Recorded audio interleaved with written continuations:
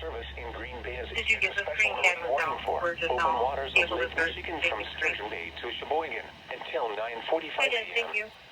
At 9:11 a.m., a severe thunderstorm capable of producing waterspouts was located 17 nautical miles east of Rawley Point Light, moving east at 35 knots.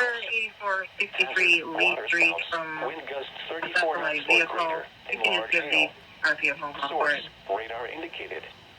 Impact, waterspouts can easily overturn boats and create locally hazardous seas.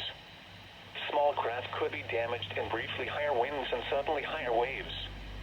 Large hail could result in structural damage. The severe thunderstorm will remain over mainly open waters.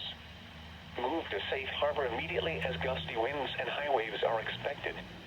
Report severe weather to the Coast Guard or the National Weather Service.